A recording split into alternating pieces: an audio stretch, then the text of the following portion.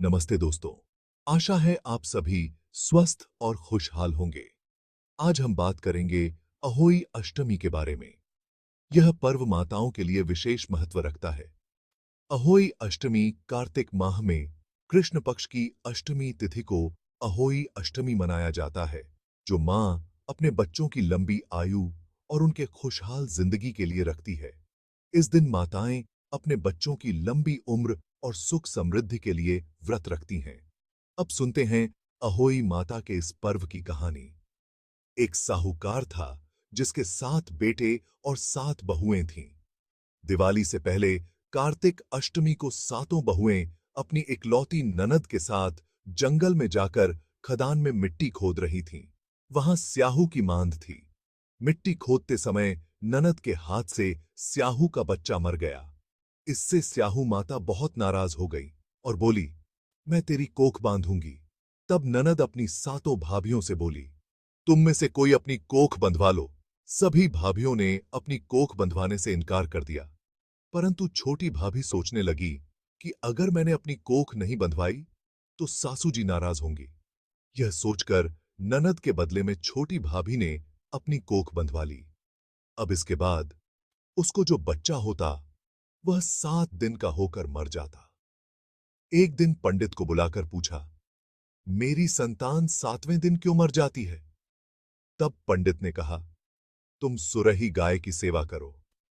सुरही गाय स्याहू माता की भायली है। वह तेरी कोख खुलवा देगी, तब तेरा बच्चा जिएगा। अब वह बहुत जल्दी उठकर चुपचाप सुरही गाय के नीचे साफ सफाई कराती। सुरही गाय ने सोचा, रोज उठकर कौन मेरी सेवा कर रहा है, सो आज देखूंगी।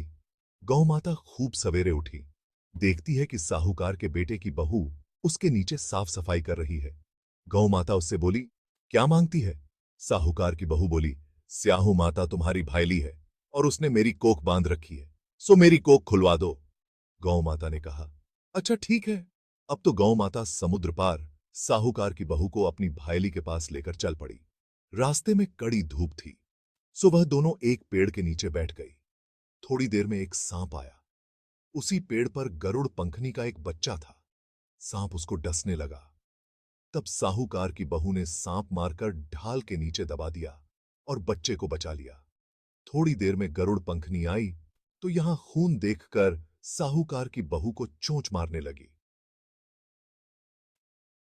तब साहूकार की बहू बोली, मैंने तेरे बच्चे को नहीं मारा, बल्कि सांप तेरे बच्चे के करीब आया था।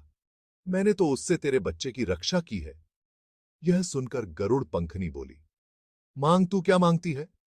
वह बोली, 7 समुद्र पार स्याहू माता रहती है, हमें तू उसके पास पहुंचा दे।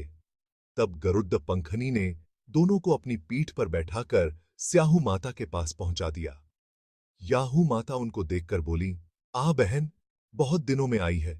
फिर कहने लगी, बहन, मेरे सिर में जुएं पिरह गई हैं।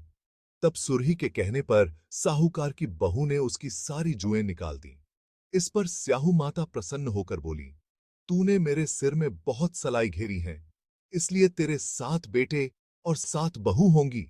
वह बोली, मेरे तो एक भी बेटा नहीं, 7 बेटे कहां से होंगे? स्याहू माता बोली, वचन दिया है। तब साहूकार की बहू बोली, मेरी कोख तो तुम्हारे पास बंद पड़ी है। यह सुन स्याहू माता बोली, तूने मुझे ठग लिया। जा, तेरे घर पर तुझे 7 बहुएं मिलेंगी। तू जाकर उजमन करियो, 7 अहोई बनाकर 7 कढ़ाई करियो। वह लौटकर घर आई तो वहां देखा कि 7 बेटे 7 बहू बैठे हैं। वह खुश हो गई। उसने 7 अहोई बनाई, 7 उजमन किए और 7 कढ़ाई करी। शाम के समय जेठानियों आपस में कहने लगीं कि जल्दी जल्दी पूजा कर लो, कहीं छोटी बच्चों को याद करके न रोने लगे। थोड़ी देर में उन्होंने अपने बच्चों से कहा, अपनी चाची के घर जाकर देखाओ कि आज वह अभी तक रोई क्यों नहीं। बच्चों ने आकर कहा, चाची तो कुछ मान रही है, खूब उजमन हो रहा है। यह सुनते ही जेठानियां दौड़ी दौड़ी वहां आईं और आकर कहने लगीं कि तूने कोख कैसे खुलवाई? वह बोली, तुमने तो कोख बंधवाई नहीं थी, सो मैंने कोख बंधवा ली थी। अब स्याहू माता ने कृपा करके मेरी कोख खोल दी है।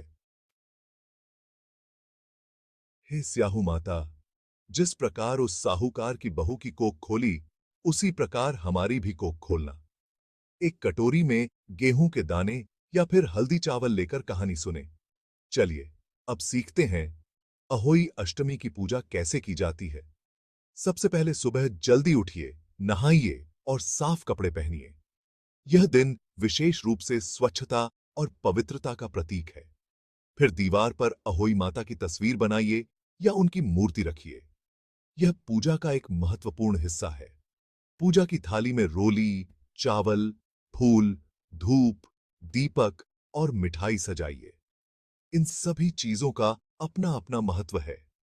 अहोई माता की कथा सुनिए और उनकी आरती भी कीजिए। कथा सुनने से हमें इस पर्व का महत्व और इतिहास समझ में आता है। पूजा के बाद शाम को तारे निकलने पर व्रत करने वाली महिलाएं अपना व्रत खोलती हैं। यह समय बहुत ही पवित्र और भावुक होता है। इस पावन पर्व पर सभी माताओं को मेरी ढेर सारी शुभकामनाएं। अहोई माता आप सबकी मनोकामनाएं पूरी करें। इस पर्व को मनाते समय हमें अपने परिवार और बच्चों के साथ समय बिताने का भी अवसर मिलता है। ये वीडियो आपको पसंद आया हो तो लाइक और शेयर जरूर कीजिए और हमारे चैनल को सब्सक्राइब करना मत भूलिएगा। धन्यवाद। आपके समर्थन से ही हम ऐसे और भी रोचक और जानकारीपूर्ण वीडियो ला सकते हैं।